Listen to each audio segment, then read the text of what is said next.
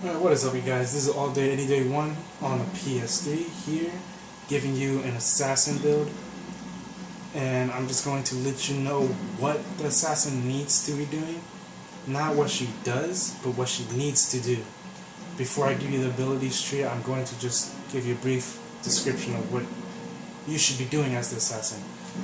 As the assassin, or even the alchemist, need to be behind the enemy lines. Not in front of them, not next to the warriors, not next to your allies, not next to your tank, not next to the Qatari, the two-handed users, not next to the archers. You're not supposed to do that as an assassin or an alchemist. You want to be behind enemy lines, take out the most lethal enemy, which would be the archers. You want to take out the archers first, or the assassin. Any rogues on the enemy teams, you want to take them out first, because they will do the same thing to you. Their assassin will come in and just murder your archer or your mage. They'll go behind everyone and go to the last enemy ally on your side and just kill them. You go to the next and do that same thing. As the assassin or an alchemist, you want to go behind enemy lines and then pick them off one by one. You want to start with the archers, because the archers are the ones that do the most damage. I mean, yeah, there are the melee users, there are the brutes, but the brutes are slow, they can walk. You can avoid them. Archers, they can stay in one spot. Yeah, you can tunnel them in, but the archers could still get you, even tunneling them in. So, as an assassin, you want to take out the archers or the assassins first. Alright, the abilities for the assassin are, in the assassination tree, you start off with Twin Fangs as a default ability. You want to get First Blood, Hidden Blades, so that's 1, 2, 3, and then you want to get Cull the Horde, you want to get Cheap Shot, Unforgiving Chains, Throat Cutter,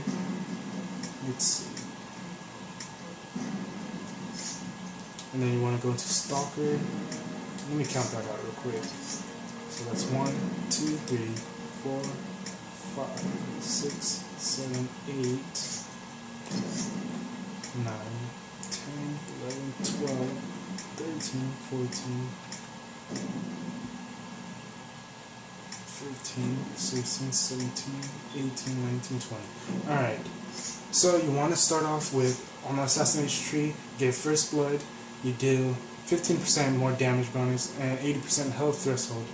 You've learned to pick apart enemies that are still unwounded and unworried. You do more damage to enemies that are only lightly injured, which means they could have been hit like a couple times, but you'll deal 15% more damage if they have 80% health or more. So you do that and you deal more damage. Plus you're gonna need it anyways to get Hidden Blades, which is probably the most overpowered ability that I've seen for any melee users, probably even on the whole game so far. So Hidden Blades, what it does is they'll swear you leave, blah blah blah blah blah blah blah.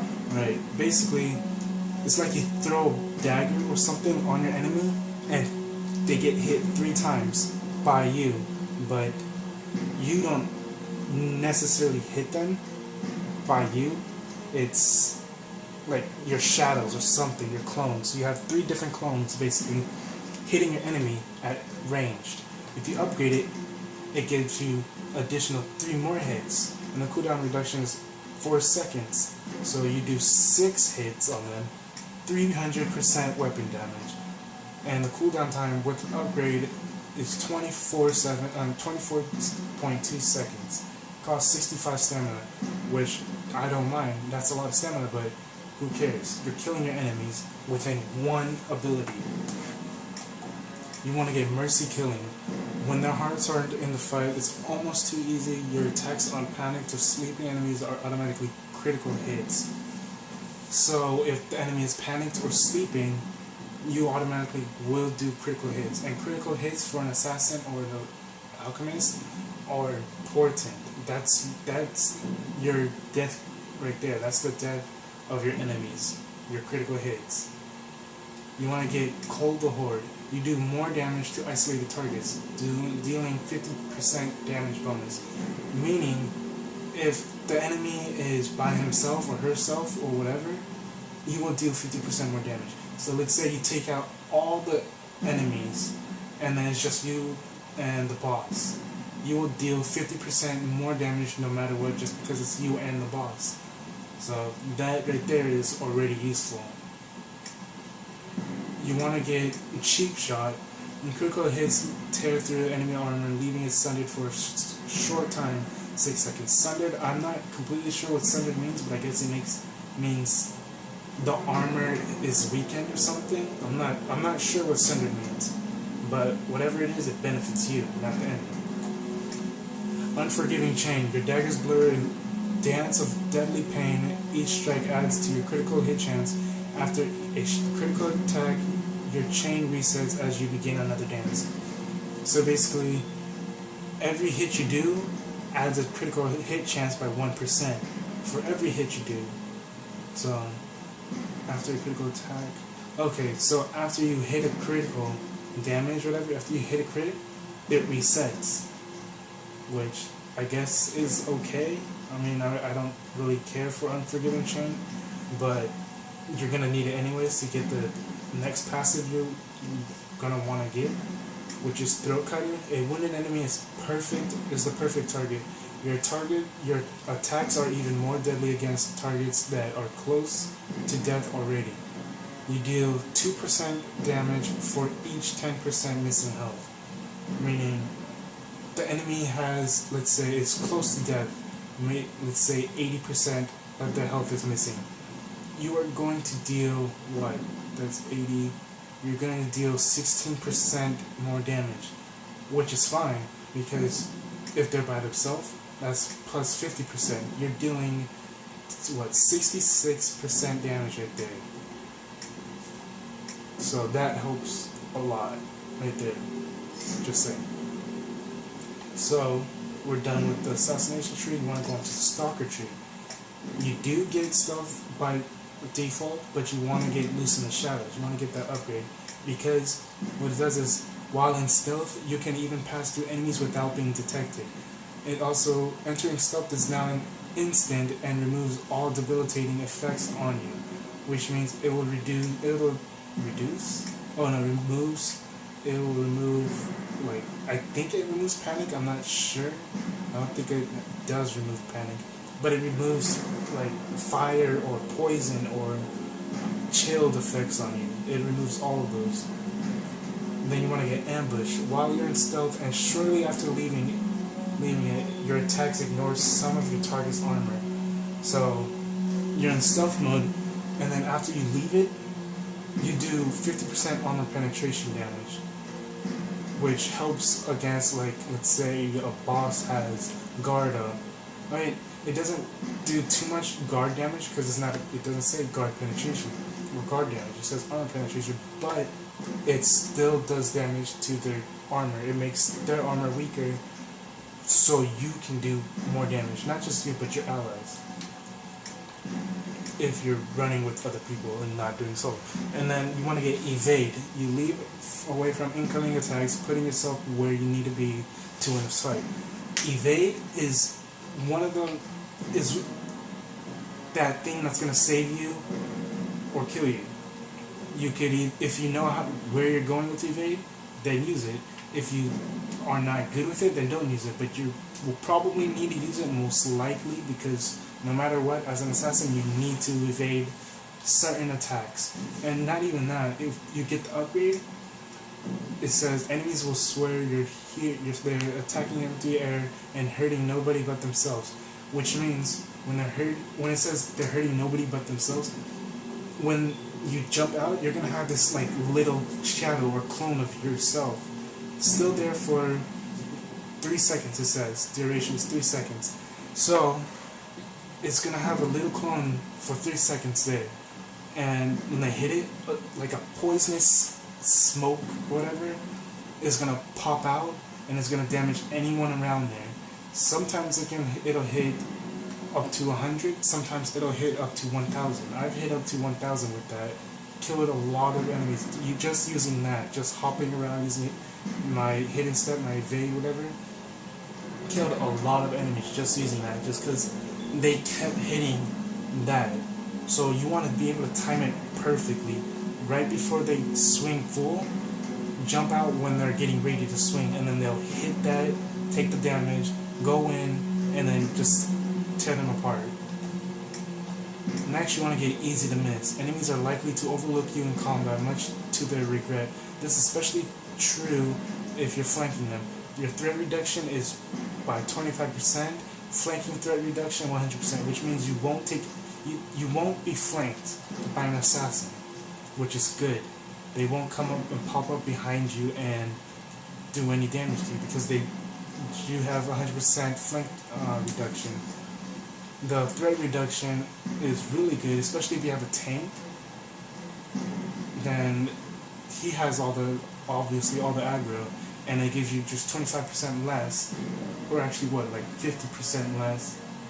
No, it gives you about 75 to 100% less of a threat reduction if you have a tank with you, because then he has that 50% threat in blah blah blah. So after you get easy to miss, you want to get evasion, or you can just go down and get dance of death. You regain stamina with every kill, the better to continue your sword. You get 50 stamina for every kill you get. Then you want to get flank attack. You leap through shadows to attack your foe with deadly strikes that hit them from behind. So basically it's like, I think it was in Dragon Age 2 or Dragon Age Origins, where it's like you throw smoke on the ground and then pop up behind your enemy. It's kind of like that, but you don't throw the smoke on the ground. You just leap like in a shadow, like your stealth, and then you go right through the enemy, and then you end up right behind them, and then you have a chance to hit them again without clicking it, whatever. It just automatically hits them depending on how far you are from the enemy.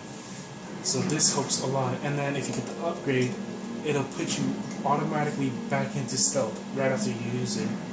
So you use this, or you use stealth first, then use this, you go right back into stealth, and then if you have this, Knife in the Shadows, it'll give you a critical hit, or it'll automatically give you critical hits from stealth. So you use your stealth, then use this, and then it'll do an automatic damage of critical hit, whatever, hit a high crit, it'll put you back to stealth, kill the enemy, and that's what this is for. I was never here. So I'll explain this. So you want to get fallback plan. You're not going to be using this, so don't worry. You need this, and then you need I was never here. So what I was never here does is, it says, you have learned to use the destruction of an enemy's death to slip silently into the shadows. Killing a target removes any cooldown on stealth. So after you, like I was saying, you use stealth, use flank attack, and then if you can get that critical kill, which would be from Knife in the Shadows, you will get I was never here would work. That's when your stealth would automatically be cooled down. Although you will still be in stealth because of this, but go behind the next enemy, just take them out, then go in stealth, because your stealth would already be down in cooldown, whatever, done with the cooldown because of this. This helps a lot in stealth. Alright? So I believe that's all. I think, I'm pretty sure. So let's just count one more time. 1, 2, 3, 4, 5, 6, 7, 8, 9, 10, 11, 12, 13, 14, 15, 16, 17, 18, 19. Alright, so that was only 19. So you have one more, evasion. They can't hit what they can't see. Your deceptive fighting, or you know what, you could either get evasion, or you could get deadly. +5 dexterity and +4 cunning. Either way, it's going to help you. Either one, I mean, it's going to help you. So remember, as an assassin, don't fight up close and personal with the enemy. You want to be that cheap bastard that goes behind them and takes them out quick. That's what you want to do. Take your enemies out quick. Pick and choose. Be smart about it though. Don't pick out the small little guys, the ones with the shield. Don't take them out first. Let them run around. Don't take out the swordmen because they can walk. They don't shoot arrows at you. They don't use magic. You want to take out the ranged people first. After then you can work your way down. Alright, so that's all you need to worry about as an assassin. So, this was your assassin build, and have a good day.